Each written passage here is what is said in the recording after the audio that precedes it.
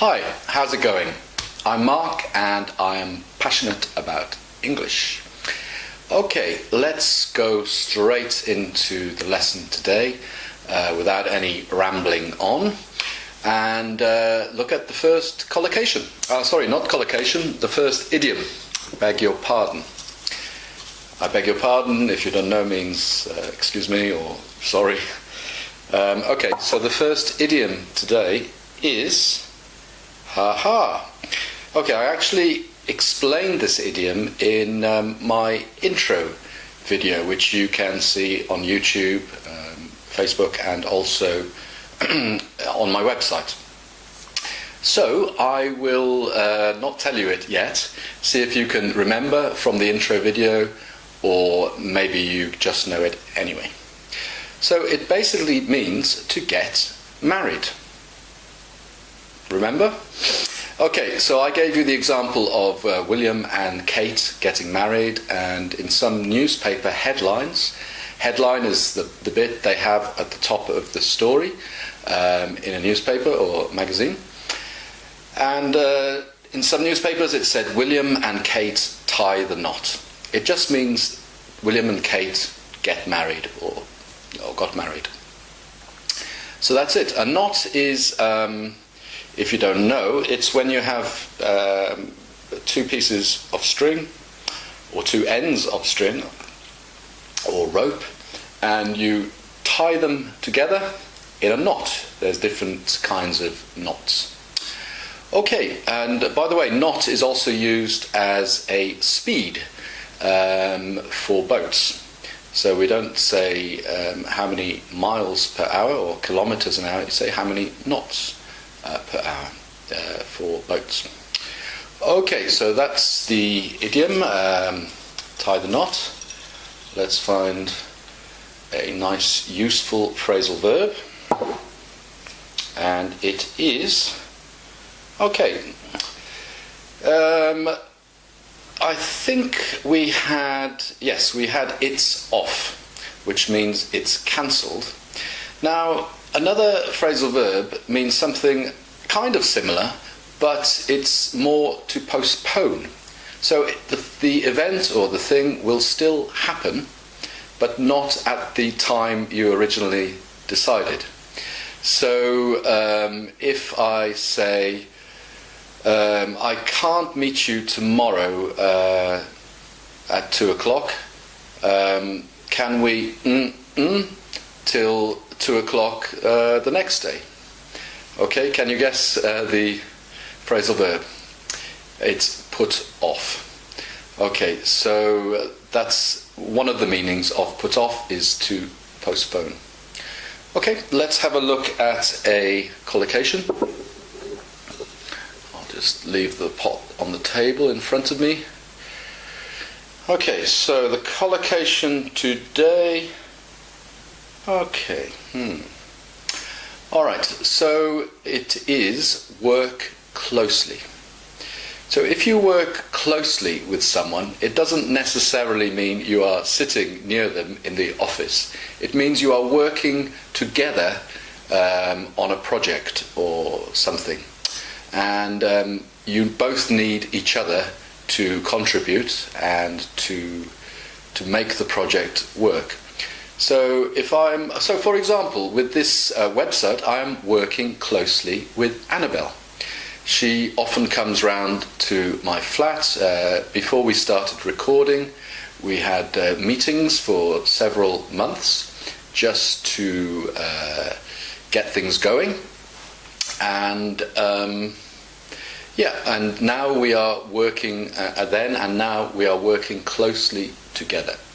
We need each other for the website, and we have to email each other, text each other, and have meetings. So we are working closely, and we often say working closely together. Okay, so that's your idiom, which was to tie the knot, your phrasal verb, which was to put off, and your collocation, to work closely or to work closely together. Okay, I hope you found this mini lesson useful.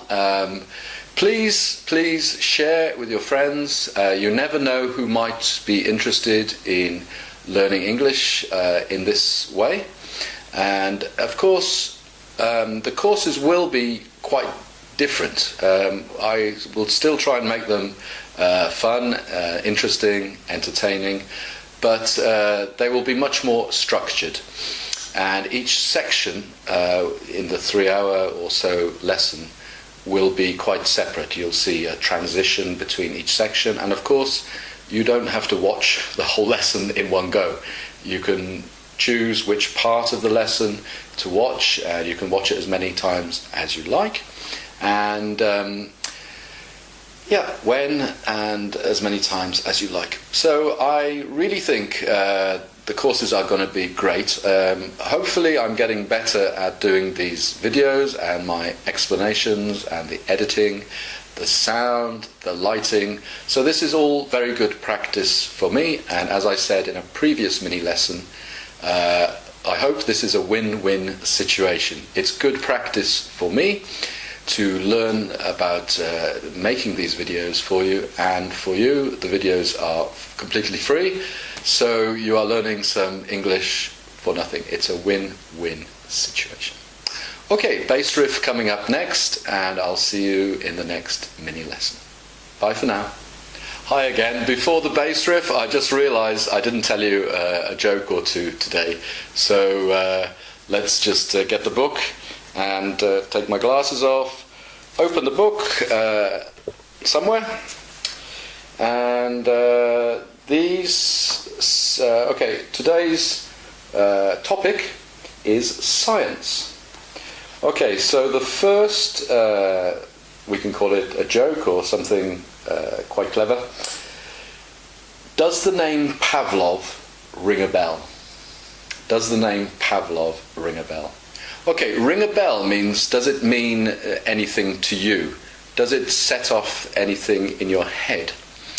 Now, Pavlov was a Russian scientist who experimented with dogs, and what he would do was give them some food and ring a bell at the same time. So the dogs would hear the bell and see the food, and they would salivate. Salivate means their mouths would get wet, as dogs do when they know there's food coming. But then what he did was, eventually, he would ring the bell without any food. So they only heard the bell, and the dogs would still salivate.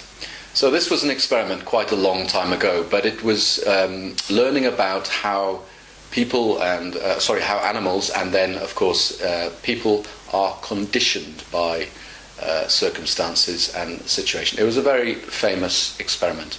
So the joke is, does the name Pavlov ring a bell? So it's using again a double meaning. Ring a bell mean anything in your head. Does anything come to you when I say the name Pavlov? But because of the experiment, it's quite a funny joke. Okay, and the other joke is, a seminar on time travel will be held 2 weeks ago. Okay, a seminar is like a lecture or some kind of teaching or presentation. Time travel, I guess you know, is like when you go into the future or into the past. And here we've got something quite amusing. Will be held, of course, that's the future, but then you've got 2 weeks ago, which is the past. But because it's time travel, it's quite funny. So, of course, the people who are interested in time travel will have to go 2 weeks into the past. That is my mobile phone. Usually I'm very good at turning it off, but I forgot this time, so I'm sorry about that. Okay, bass riff coming up. Thanks a lot for now. Bye. Okay, here is the bass riff that goes with today's mini lesson.